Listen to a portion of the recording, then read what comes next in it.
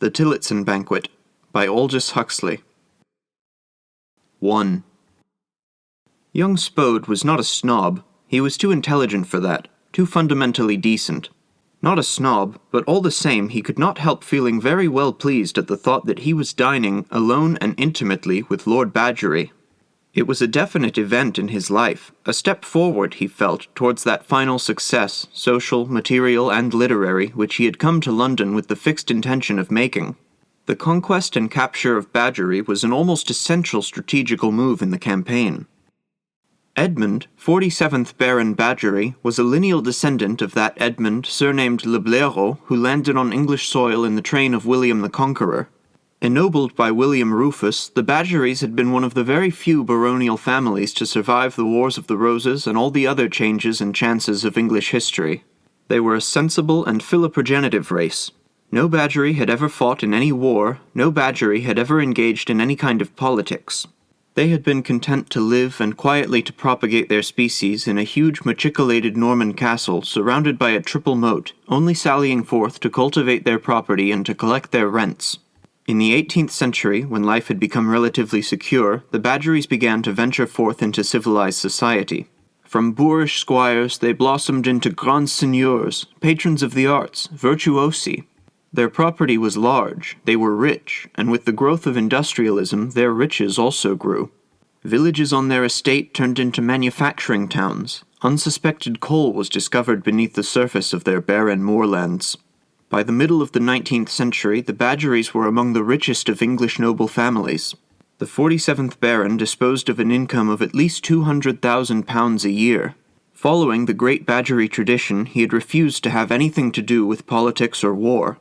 He occupied himself by collecting pictures. He took an interest in theatrical productions. He was the friend and patron of men of letters, of painters and musicians. A personage, in a word, of considerable consequence in that particular world in which young Spodé had elected to make his success. Spodé had only recently left the university. Simon Gollamy, the editor of the World's Review, the best of all possible worlds, had got to know him. He was always on the lookout for youthful talent, had seen possibilities in the young man and appointed him art critic of his paper. Gollamy liked to have young and teachable people about him. The possession of disciples flattered his vanity, and he found it easier, moreover, to run his paper with docile collaborators than with men grown obstinate and case-hardened with age. Spodé had not done badly at his new job. At any rate, his articles had been intelligent enough to arouse the interest of Lord Badgerry. It was, ultimately, to them that he owed the honour of sitting tonight in the dining-room of Badgerry House. Fortified by several varieties of wine and a glass of aged brandy, Spodé felt more confident and at ease than he had done the whole evening. Badgerry was rather a disquieting host. He had an alarming habit of changing the subject of any conversation that had lasted for more than 2 minutes. Spodé had found it, for example, horribly mortifying when his host, cutting across what was, he prided himself, a particularly subtle and illuminating disquisition on Baroque art, had turned a wandering eye about the room and asked him abruptly whether he liked parrots. He had flushed and glanced suspiciously towards him, fancying that the man was trying to be offensive. But no, Badgerry's white, fleshy, Hanoverian face wore an expression of perfect good faith. There was no malice in his small greenish eyes. He evidently did genuinely want to know if Spodé liked parrots. The young man swallowed his irritation and replied that he did. Badgerry then told a good story about parrots. Spodé was on the point of capping it with a better story when his host began to talk about Beethoven. And so the game went on. Spodé cut his conversation to suit his host's requirements. In the course of 10 minutes he had made a more or less witty epigram on Benvenuto Cellini, Queen Victoria, sport, God, Stephen Phillips, and Moorish architecture. Lord Badgerry thought him the most charming young man, and so intelligent. "If you've quite finished your coffee," he said, rising to his feet as he spoke, "we'll go and look at the pictures." Spodé jumped up with alacrity, and only then realized that he had drunk just ever so little too much. He would have to be careful, talk deliberately, plant his feet consciously, one after the other. "This house is quite cluttered up with pictures," Lord Badgerry complained. "I had a whole wagon load taken away to the country last week, but there are still far too many. My ancestors would have their portraits painted by Romney. Such a shocking artist, don't you think? Why couldn't they have chosen Gainsborough, or even Reynolds? I've had all the Romneys hung in the servants' hall now. It's such a comfort to know that one can never possibly see them again. I suppose you know all about the ancient Hittites?" "Well," the young man replied, with befitting modesty. "Look at that, then." He indicated a large stone head which stood in a case near the dining-room door. "It's not Greek or Egyptian or Persian or anything else, so if it isn't ancient Hittite, I don't know what it is. And that reminds me of that story about Lord George Sanger, the circus king."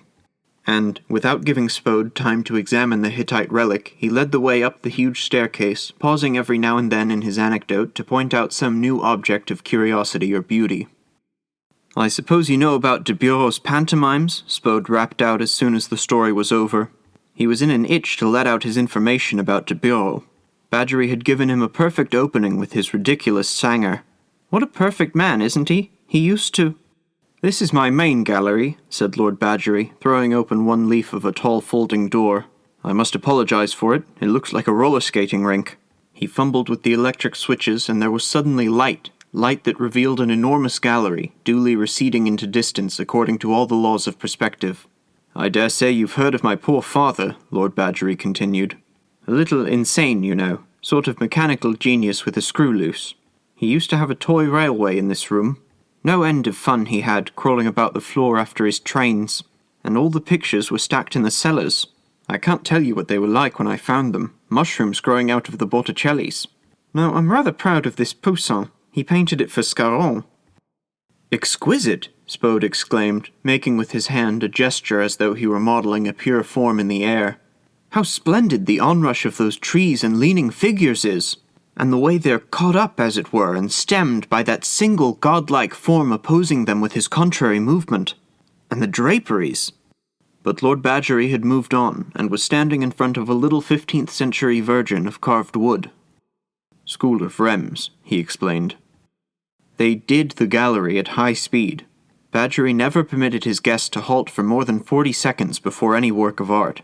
Spode would have liked to spend a few moments of recollection and tranquility in front of some of these lovely things, but it was not permitted. The gallery done, they passed into a little room leading out of it.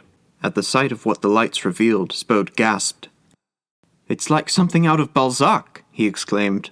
"Un de ces salons dorés où se déploie un luxe insolent, you know." "My 19th century chamber," Badgery explained. "The best thing of its kind, I flatter myself, outside the state apartments at Windsor." Spode tiptoed round the room, peering with astonishment at all the objects in glass, in gilded bronze, in china, in leathers, in embroidered and painted silk, in beads, in wax, objects of the most fantastic shapes and colours, all the queer products of a decadent tradition with which the room was crowded.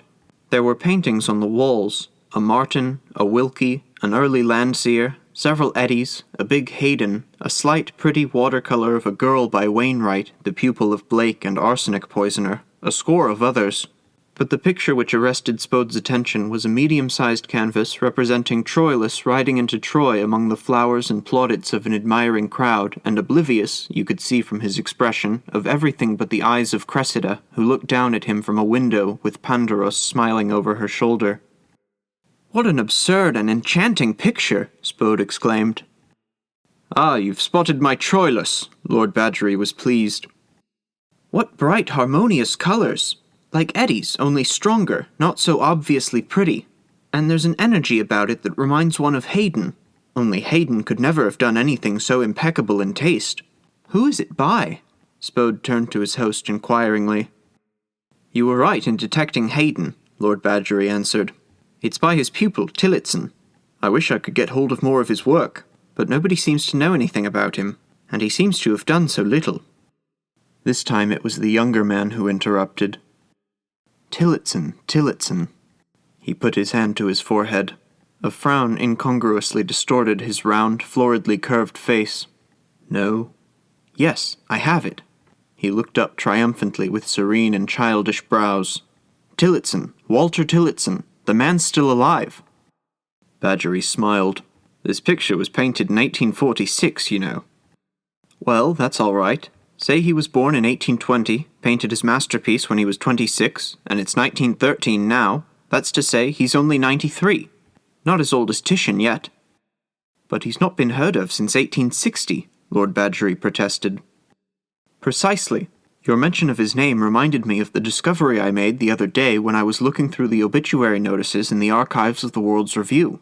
One has to bring them up to date every year or so for fear of being caught napping if one of these old birds chooses to shuffle off suddenly. Well, there, among them, I remember my astonishment at the time, there I found Walter Tillotson's biography. Pretty full to 1860, and then a blank, except for a pencil note in the early 1900s to the effect that he had returned from the East. The obituary has never been used or added to. I draw the obvious conclusion, the old chap isn't dead yet. He's just been overlooked somehow. "But this is extraordinary," Lord Badgery exclaimed. "You must find him, Spode. You must find him. I'll commission him to paint frescoes round this room. It's just what I've always vainly longed for, a real 19th century artist to decorate this place for me. Oh, we must find him at once. At once." Lord Badgery strode up and down in a great state of excitement. "I can see how this room could be made quite perfect," he went on. "We'd clear away all these cases and have the whole of that wall filled by a heroic fresco of Hector and Andromache, or Distraining for Rent, or Fanny Kemble as Belvedere in Venice Preserved, anything like that, provided it's in the grand manner of the 30s and 40s. And here I'd have a landscape with lovely receding perspectives, or else something architectural and grand in the style of Belshazzar's Feast. Then we'll have this Adam fireplace taken down and replaced by something more Gothic. And on these walls I'll have mirrors, or no, let me see." He sank into meditative silence, from which he finally roused himself to shout, "The old man! The old man! Spode, we must find this astonishing old creature. And don't breathe a word to anybody. Tillotson shall be our secret. Oh, it's too perfect, it's incredible. Think of the frescoes."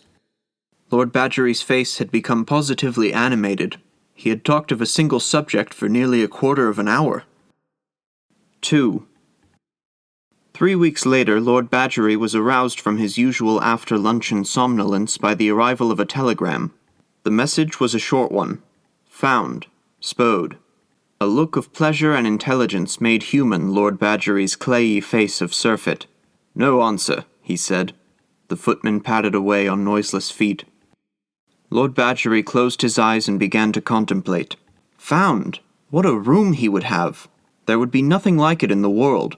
The frescoes, the fireplace, the mirrors, the ceiling, and a small, shriveled old man clambering about the scaffolding, agile and quick like one of those whiskered little monkeys at the zoo, painting away, painting away.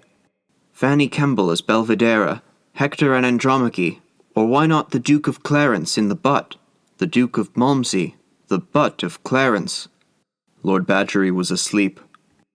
Spode did not lag long behind his telegram. He was at Badgery House by 6 o'clock. His lordship was in the 19th century chamber, engaged in clearing away with his own hands the bric-a-brac. Spode found him looking hot and out of breath. "Ah, there you are," said Lord Badgery. "You see me already preparing for the great man's coming. Now you must tell me all about him." "He's even older than I thought," said Spode. "He's 97 this year, born in 1816. Incredible, isn't it? There, I'm beginning at the wrong end."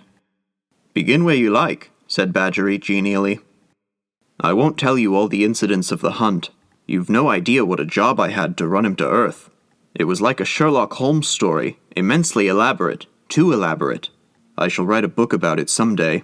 At any rate, I found him at last." "Where?" "In a sort of respectable slum in Holloway, older and poorer and lonelier than you could have believed possible. I found out how it was he came to be forgotten, how he came to drop out of life in the way he did. He took it into his head, somewhere about the 60s, to go to Palestine to get local color for his religious pictures. Scapegoats and things, you know. Well, he went to Jerusalem, and then on to Mount Lebanon, and on, and then, somewhere in the middle of Asia Minor, he got stuck. He got stuck for about 40 years. But what did he do all that time?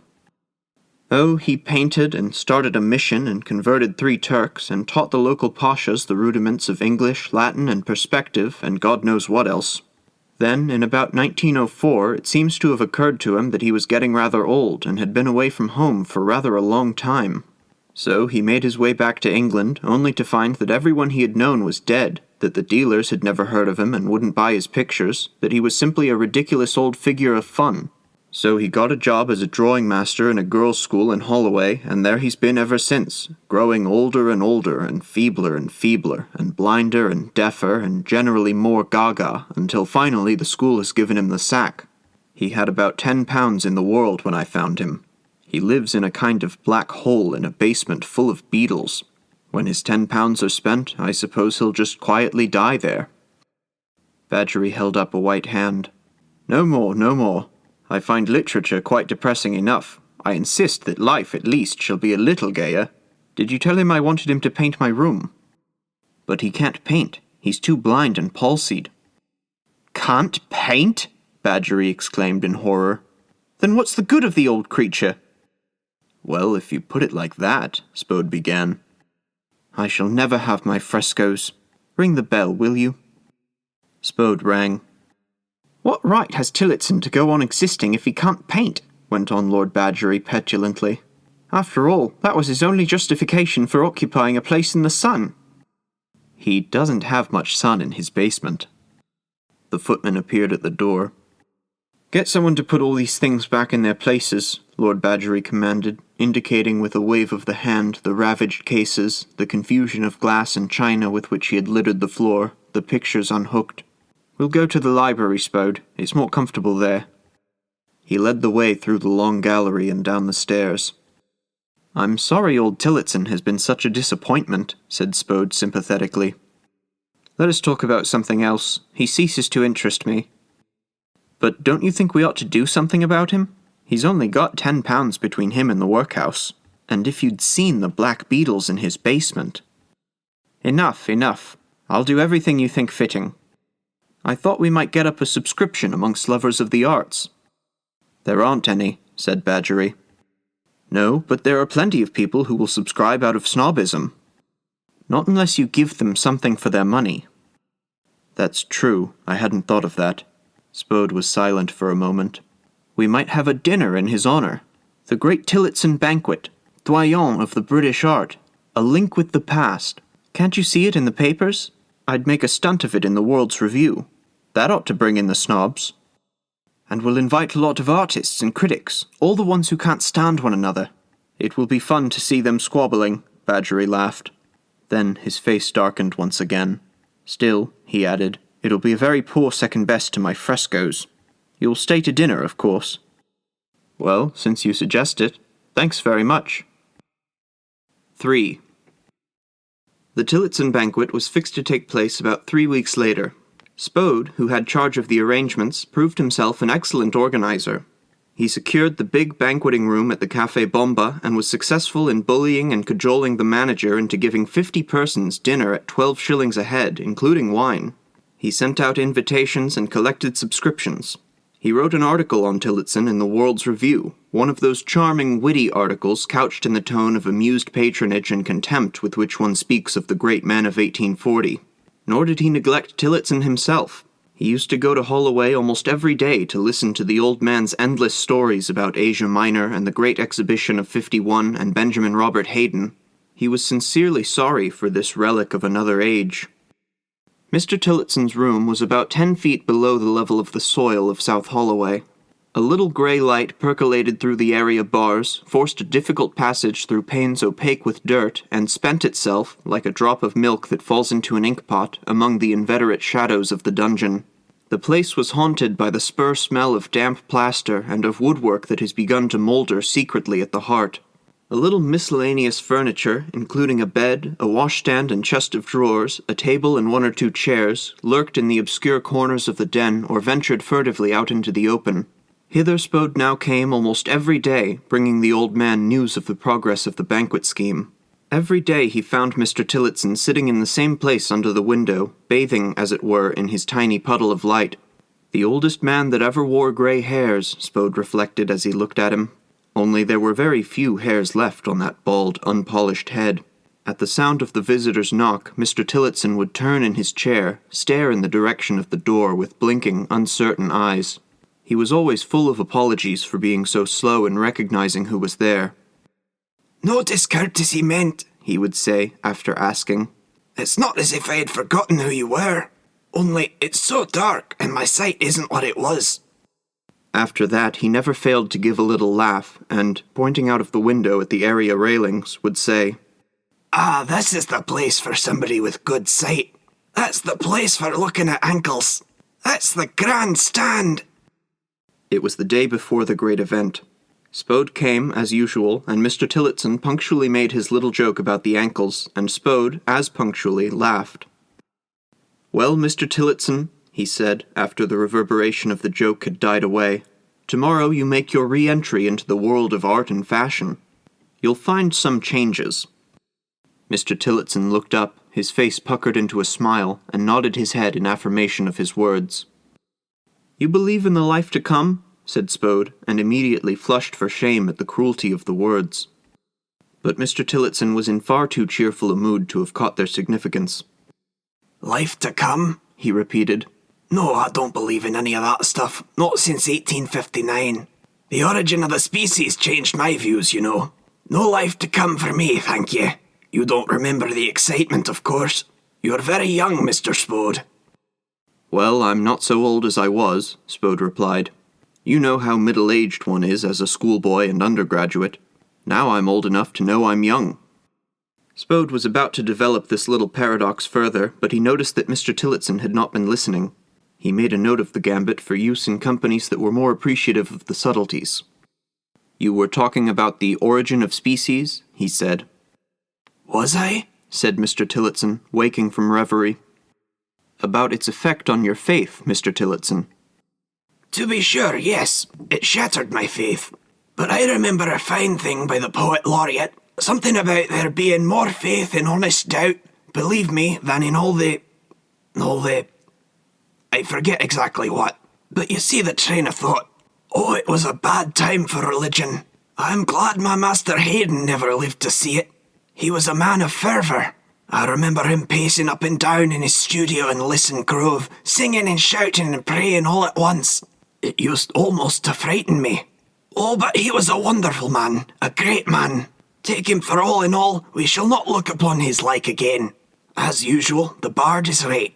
But it was all very long ago, before your time, Mr. Spode." "Well, I'm not so old as I was," said Spode, in the hope of having his paradox appreciated this time. But Mr. Tillotson went on without noticing the interruption. "It's a very, very long time.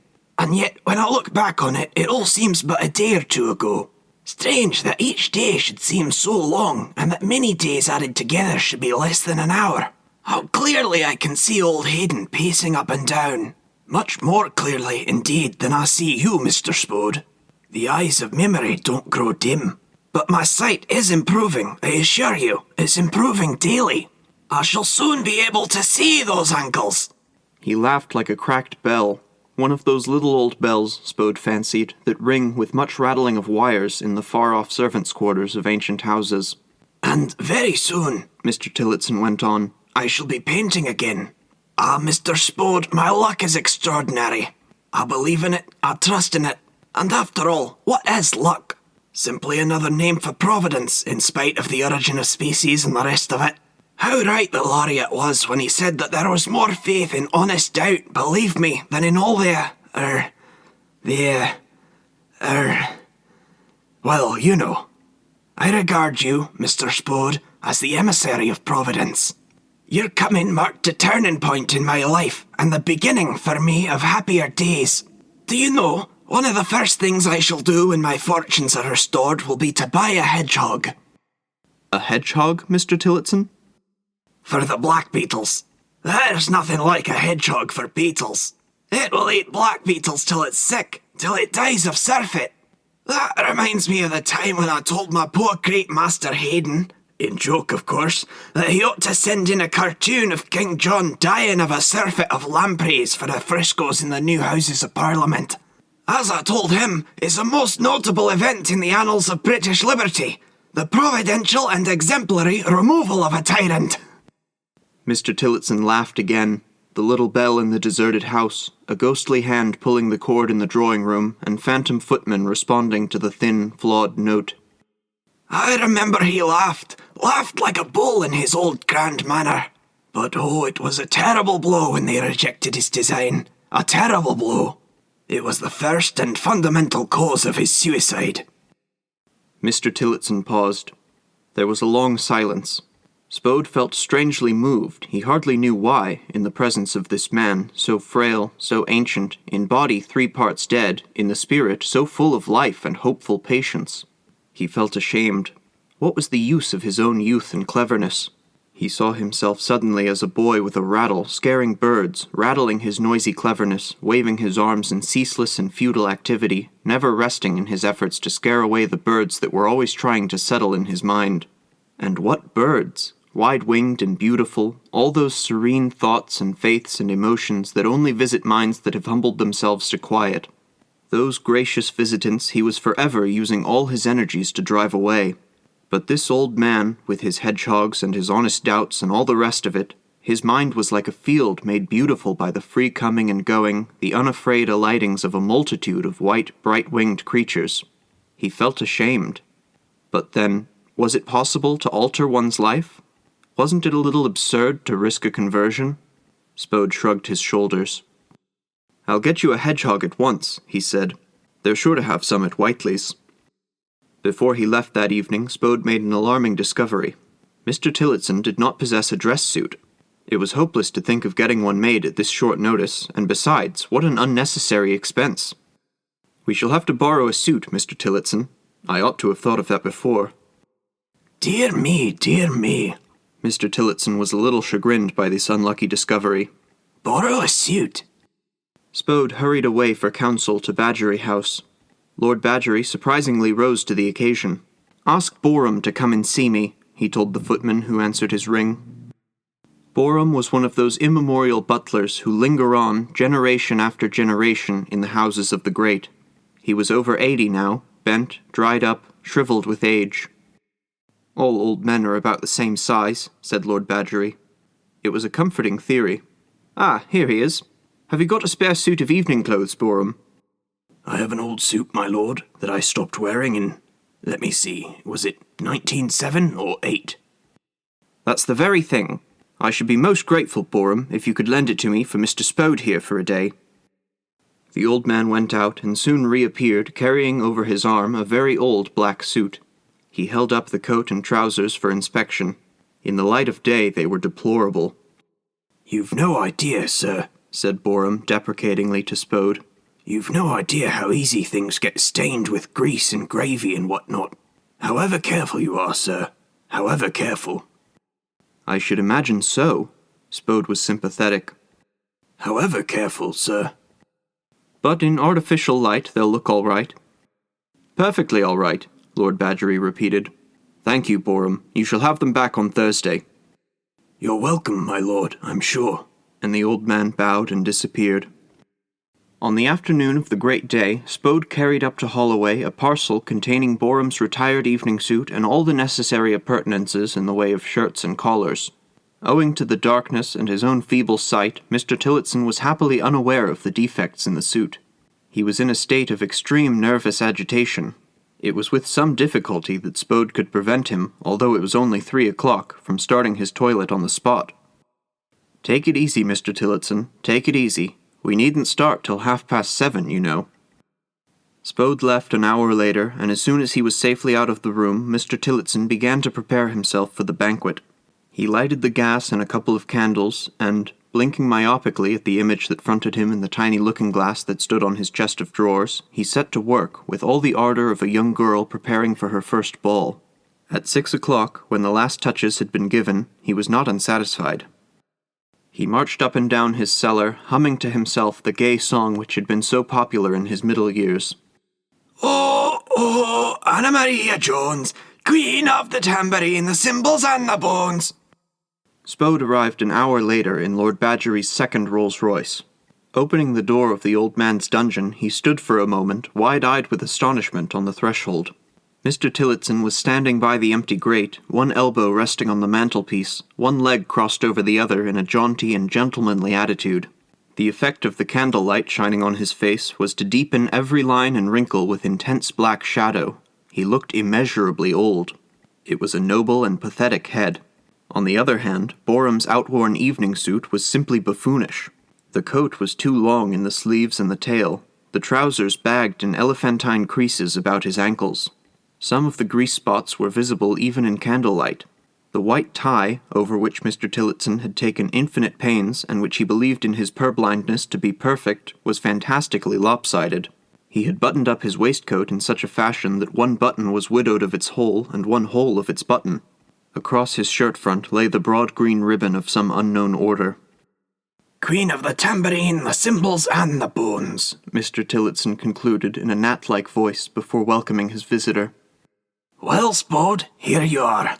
I'm dressed already, you see. The suit, I flatter myself, fits very well, almost as though it had been made for me. I am all gratitude to the gentleman who was kind enough to lend it to me. I shall take the greatest care of it. It's a dangerous thing to lend clothes, for loan oft loseth both itself and friend. The bard is always right." "Just one thing," said Spode. "A touch to your waistcoat." He unbuttoned the dissipated garment and did it up again more symmetrically. Mr. Tillotson was a little piqued at being found so absurdly in the wrong. Thanks, he said protestingly, trying to edge away from his valet. "It's all right, you know. I can do it myself. Foolish oversight. I flatter myself the suit fits very well." "And perhaps the tie might," Spode began tentatively, but the old man would not hear of it. No, the tie's all right. I can tie a tie, Mr. Spode. The tie's all right. Leave it as it is, I beg." "I like your order." Mr. Tillotson looked down complacently at his shirt front. "Ah, you've noticed my order. It's a long time since I wore that. It was given me by the Grand Porte, you know, for services rendered in the Russo-Turkish War. It's the Order of Chastity, 2nd class. They only give the first order to crowned heads, you know, crowned heads and ambassadors. And only pashas of the highest rank get the second. Mine's the second. They only give the first class to crowned heads." Of course, said Spode. "Do you think I look all right, Mr. Spode?" Mr. Tillotson asked, a little anxiously. "Splendid, Mr. Tillotson, splendid. The order's magnificent." The old man's face brightened once more. "I flatter myself," he said, "that this borrowed suit fits me very well. But I don't like borrowing clothes. For loan oft loseth both itself and friend, you know, and the bard is always right." "Ugh, there's one of those horrible beetles," Spode exclaimed. Mr. Tillotson bent down and stared at the floor. "I see it," he said, and stamped on a small piece of coal which crunched a powder under his foot. "I shall certainly buy a hedgehog." It was time for them to start. A crowd of little boys and girls had collected round Lord Badgery's enormous car. The chauffeur, who felt that honor and dignity were at stake, pretended not to notice the children, but sat gazing like a statue into eternity. At the sight of Spode and Mr. Tillotson emerging from the house, a yell of mingled awe and derision went up. It subsided to an astonished silence as they climbed into the car. "Bombas," Spode directed. The Rolls-Royce gave a faintly stertorous sigh and began to move. The children yelled again and ran along beside the car, waving their arms in a frenzy of excitement. It was then that Mr. Tillotson, with an incomparably noble gesture, leaned forward and tossed among the seething crowd of urchins his 3 last coppers. 4. In Bomba's big room the company was assembling. The long gilt-edged mirrors reflected a singular collection of people. Middle-aged academicians shot suspicious glances at youths whom they suspected, only too correctly, of being iconoclasts, organizers of post-impressionist exhibitions. Rival art critics, brought suddenly face to face, quivered with restrained hatred. Mrs. Nobes, Mrs. Cayman, and Mrs. Mandragore, those indefatigable hunters of artistic big game, came on one another all unawares in this well-stored menagerie where each had expected to hunt alone, and were filled with rage. Through this crowd of mutually repellent vanities, Lord Badgery moved with a suavity that seemed unconscious of all the feuds and hatreds. He was enjoying himself immensely. Behind the heavy waxen mask of his face, ambushed behind the Hanoverian nose, the little lustreless pig's eyes, the pale thick lips, there lurked a small devil of happy malice that rocked with laughter. "So nice of you to have come, Mrs. Mandragore, to do honour to England's artistic past. And I'm so glad to see you've brought dear Mrs. Cayman. And is that Mrs. Nobes too? So it is. I hadn't noticed her before. How delightful. I knew we could depend on your love of art." and he hurried away to seize the opportunity of introducing that eminent sculptor, Sir Herbert Herne, to the bright young critic who had called him, in the public prints, a monumental mason. A moment later, the maître d'hôtel came to the door of the gilded saloon and announced, loudly and impressively, Mr. Walter Tillotson. Guided from behind by young Spode, Mr. Tillotson came into the room slowly and hesitatingly. In the glare of the lights, his eyelids beat heavily, painfully, like the wings of an imprisoned moth over his filmy eyes. Once inside the door, he halted and drew himself up with a conscious assumption of dignity. Lord Badgery hurried forward and seized his hand. "Welcome, Mr. Tillotson. Welcome, in the name of English art." Mr. Tillotson inclined his head in silence. He was too full of emotion to be able to reply. "I should like to introduce you to a few of your younger colleagues who have assembled here to do you honour." Lord Badgery presented everyone in the room to the old painter, who bowed, shook hands, made little noises in his throat, but still found himself unable to speak. Mrs. Nobes, Mrs. Cayman, and Mrs. Mandragore all said charming things. Dinner was served. The party took their places. Lord Badgery sat at the head of the table, with Mr. Tillotson on his right hand and Sir Herbert Herne on his left. Confronted with Bomba's succulent cooking and Bomba's wines, Mr. Tillotson ate and drank a good deal. He had the appetite of one who has lived on greens and potatoes for 10 years among the blackbeetles. After the second glass of wine he began to talk, suddenly and in a flood, as though a sluice had been pulled up. "In Asia Minor," he began, "it is the custom when one goes to dinner to hiccup as a sign of appreciative fullness. Eructavit cor meum, as the psalmist has it. He was an Oriental himself." Spode had arranged to sit next to Mrs. Cayman. He had designs upon her. She was an impossible woman, of course, but rich and useful. He wanted to bamboozle her into buying some of his young friend's pictures. "In a cellar," Mrs. Cayman was saying, "with blackbeetles? Oh, how dreadful! Poor old man! And he's 97, didn't you say? Isn't that shocking? I only hope the subscription will be a large one. Of course, one wishes one could have given more oneself. But then, you know, one has so many expenses, and things are so difficult now." I know," said Spode, with feeling. "It's all because of labour," Mrs. Cayman explained. "Of course, I should simply love to have him in to dinner sometimes. But then I feel he's really too old, too farouche and gâteau. It would not be doing a kindness to him, would it? And so you are working with Mr. Gollamy now? What a charming man, so talented, such conversation." "Eructavit cor meum," said Mr. Tillotson for the third time. Lord Badgery tried to head him off the subject of Turkish etiquette, but in vain. By 9:30, a kinder, vinolent atmosphere had put to sleep the hatreds and suspicions of before dinner. Sir Herbert Herne had discovered that the young cubist sitting next him was not insane and actually knew a surprising amount about the old masters. For their part, these young men had realized that their elders were not at all malignant, they were just very stupid and pathetic. It was only in the bosoms of Mrs. Nobes, Mrs. Cayman, and Mrs. Mandragore that hatred still reigned undiminished. Being ladies and old-fashioned, they had drunk almost no wine. The moment for speech-making arrived. Lord Badgery rose to his feet, said what was expected of him, and called upon Sir Herbert to propose the toast of the evening. Sir Herbert coughed, smiled, and began. In the course of a speech that lasted 20 minutes, he told anecdotes of Mr. Gladstone, Lord Leighton, Sir ᾋᵉ, and the late Bishop of Bombay. He made 3 puns, he quoted Shakespeare and Whittier, he was playful, he was eloquent, he was grave. At the end of his harangue, Sir Herbert handed to Mr. Tillotson a silk purse containing £58 10s, the total amount of the subscription. The old man's health was drunk with acclamation. Mr. Tillotson rose with difficulty to his feet. The dry, snake-like skin of his face was flushed. His tie was more crooked than ever. The green ribbon of the Order of Chastity of the second class had somehow climbed up his crumpled and maculate shirt-front. "My lords, ladies, and gentlemen," he began in a choking voice, and then broke down completely. It was a very painful and pathetic spectacle.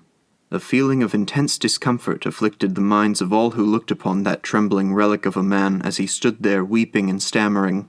It was as though a breath of the wind of death had blown suddenly through the room, lifting the vapors of wine and tobacco smoke, quenching the laughter and the candle flames. Eyes floated uneasily, not knowing where to look. Lord Badgery, with great presence of mind, offered the old man a glass of wine. Mr. Tillotson began to recover. The guests heard him murmur a few disconnected words. This great honour, overwhelmed with kindness, this magnificent banquet, not used to it. In Asia Minor, ᛋᚣᛗᛗᛚᛚ cormeum.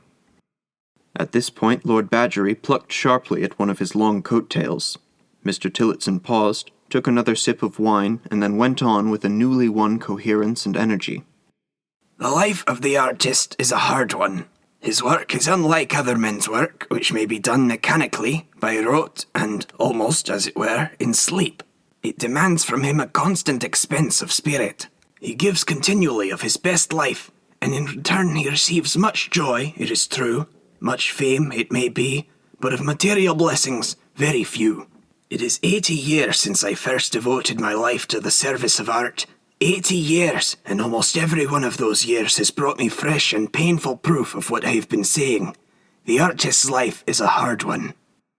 This unexpected deviation into sense increased the general feeling of discomfort. It became necessary to take the old man seriously, to regard him as a human being. Up till then he had been no more than an object of curiosity, a mummy in an absurd suit of evening clothes with a green ribbon across the shirt front. People could not help wishing that they had subscribed a little more. £58.10. It wasn't enormous. But, happily for the peace of mind of the company, Mr. Tillotson paused again, took another sip of wine, and began to live up to his proper character by talking absurdly. When I consider the life of that great man, Benjamin Robert Haydon, one of the greatest men England has ever produced. The audience heaved a sigh of relief. This was all as it should be. There was a burst of loud bravoing and clapping. Mr. Tillotson turned his dim eyes round the room and smiled gratefully at the misty figures he beheld. That great man, Benjamin Robert Haydon, he continued, whom I am proud to call my master, and who, it rejoices my heart to see, still lives in your memory and esteem. That great man, one of the greatest that England has ever produced, led a life so deplorable that I cannot think of it without a tear. And, with infinite repetitions and divagations, Mr. Tillotson related the history of B.R. Haydon, his imprisonments for debt, his battle with the Academy, his triumphs, his failures, his despair, his suicide. 10:30 struck.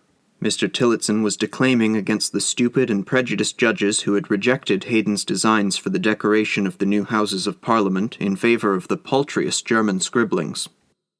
That great man, one of the greatest England has ever produced, that great Benjamin Robert Haydon, whom I am proud to call my master, and who, it rejoices me to see, still lives on in your memory and esteem. At that affront his great heart burst. It was the unkindest cut of all. He who had worked all his life for the recognition of the artist by the state, he who had petitioned every Prime Minister, including the Duke of Wellington, for 30 years, begging them to employ artists to decorate public buildings. He to whom the scheme for decorating our Houses of Parliament was undeniably due. Mr. Tillotson lost a grip on his syntax and began a new sentence. It was the unkindest cut of all. It was the last straw. The artist's life is a hard one.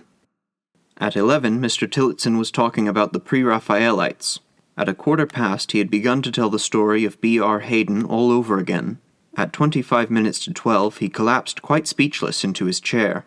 Most of the guests had already gone away. The few who remained made haste to depart. Lord Badgery led the old man to the door and packed him into the second Rolls-Royce. The Tillotson banquet was over. It had been a pleasant evening, but a little too long.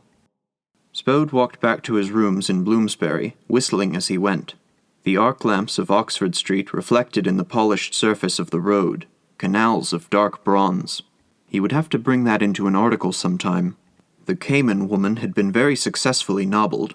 ᛋᚣᛗᛗᛚᛚ, he whistled, somewhat out of tune, but he could not hear that.